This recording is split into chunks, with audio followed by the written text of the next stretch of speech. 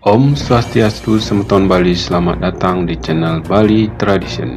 Ogoh-ogoh adalah karya seni patung dalam kebudayaan Bali yang menggambarkan kepribadian Buta Kala. Dalam ajaran Hindu, Buta Kala merepresentasikan kekuatan Bu, alam, semesta, dan kala waktu yang tak terukur dan tak terbantahkan. Dalam perwujudan, Buta Kala digambarkan sebagai sosok yang besar dan menakutkan, biasanya dalam wujud raksasa. Ogoh-ogoh STT Banjartensyat sangat populer beberapa tahun belakangan ini karena menyajikan karya seni yang tinggi dan sekaligus teamwork yang sangat kompak dari anggota seketurunannya. Hal inilah yang membuat sebagian besar Semeton Bali sangat penasaran dengan karya ogoh-ogoh STT Banjartensyat ini. Nah, kali ini kami akan mengupas tentang ogoh-ogoh Banjartensyat ini dari tahun 2010 sampai 2019. Nah, sebelum lanjut ceritanya, ngiring Semeton Bali subscribe channel Bali Tradition agar kami lebih bersemangat membuat konten yang mendidik.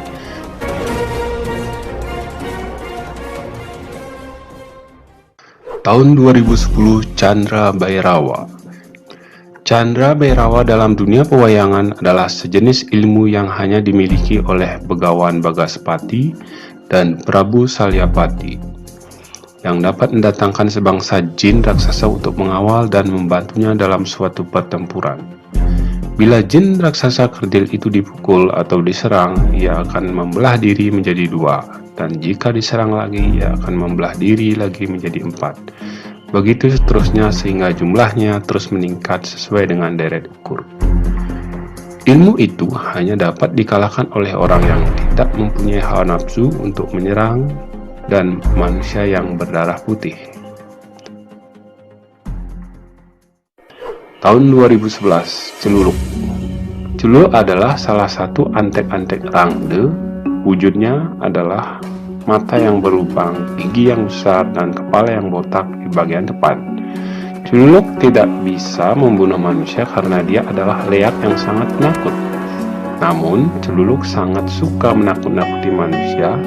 Celuluk memiliki tawa yang sangat mengerikan dan wujud yang seram.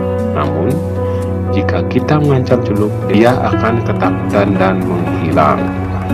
Celuluk biasanya muncul di hutan, sungai, jembatan yang sepi, serta perempatan jalan yang dekat dengan kuburan. Celuluk lebih sering muncul di hadapan manusia ketimbang leak-leak lainnya.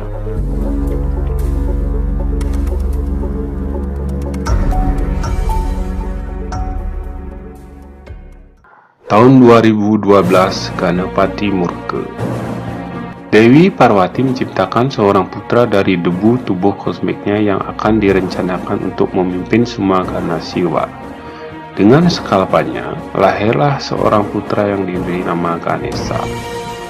Suatu saat, Dewi Parwati memberikan sebuah senjata ampuh kepada Dewa Ganesha untuk menjaga pintu masuk. Setelah itu, Dewi Parwati meninggalkan tempat tinggalnya untuk mandi mensucikan diri. Namun, tiba-tiba Dewa Siwa datang yang berkeinginan untuk masuk ke tempat tinggalnya. Akhirnya, ia pun dihadang oleh Ganesha sesuai dengan pesan ibunya yang melarang siapapun yang masuk tanpa izin dari Dewi Parwati.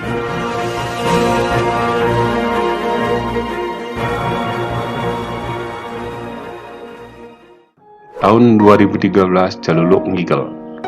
Sama seperti ogoh-ogoh Celuluk tahun 2011, di tahun 2013 ini ogoh-ogoh Celuluknya dibuat versi Celuluk ngigel. Disebutkan dalam cerita Calonarang, Celuluk merupakan anak buah dari Rangde. Karena dalam setiap aksinya Celuluk selalu mengeluarkan gaya khasnya, sehingga dalam masyarakat Bali dikenal istilah Celuluk nengkleng.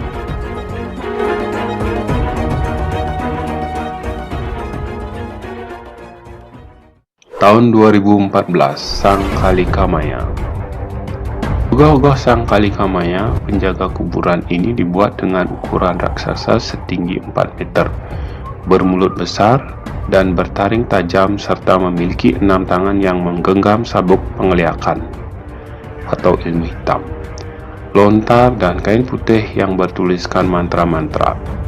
Apabila seorang berniat jahat, Sang Halikamaya itulah yang menghukumnya. Sang Halikamaya adalah sisya murid Sang Hyang Durga Birawi, penjaga kuburan paling angker di jagat raya, yaitu Setra Gandamayu.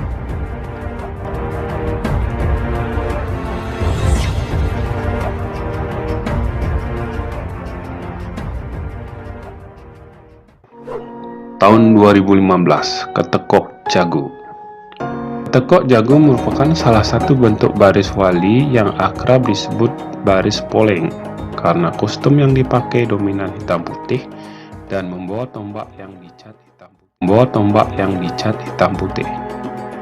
Tarian ini merupakan tari tradisional yang langka karena hanya dijumpai di Desa Tegal Darmasaba Badung dan Tangun Titi Kota Denpasar. Baris Ketekok Jago mempunyai fungsi ganda. Selain sebagai sarana upacara Dewa Yatnya, juga sering dipentaskan untuk upacara Pitra Yatnya. Tarian tersebut bisa diupah oleh perorangan ataupun kelompok, terutama untuk upacara yang tergolong utama, baik untuk Dewa Yatnya maupun Pitra Yatnya.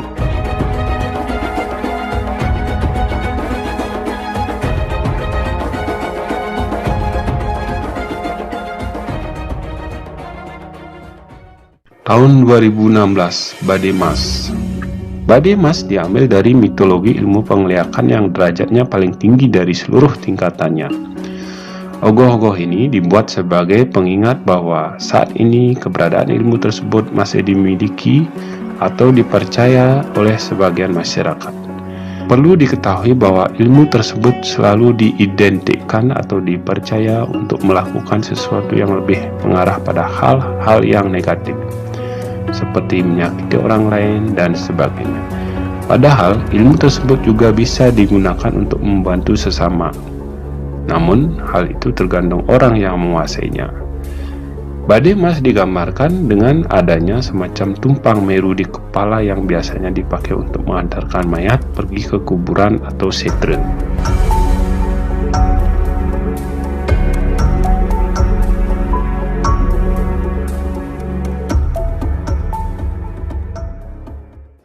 Tahun 2017, Siwer Mas.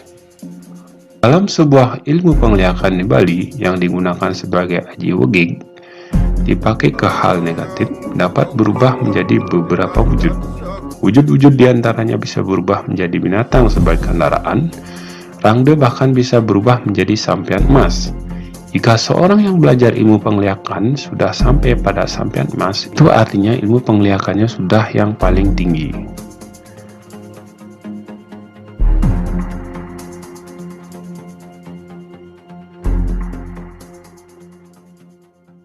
Tahun 2018, Sanghyang Haji Ratu Sumedang. Sama seperti ogoh-ogoh Badai Mas dan sampian emas, Sanghyang Haji Ratu Sumedang juga diambil dari mitologi ilmu penglihakan.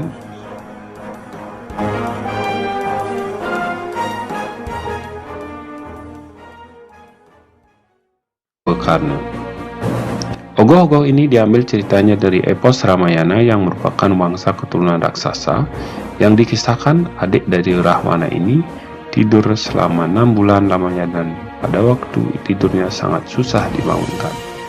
Ogoh-ogoh Kumbhakarna sangat fenomenal dan viral di tahun 2019.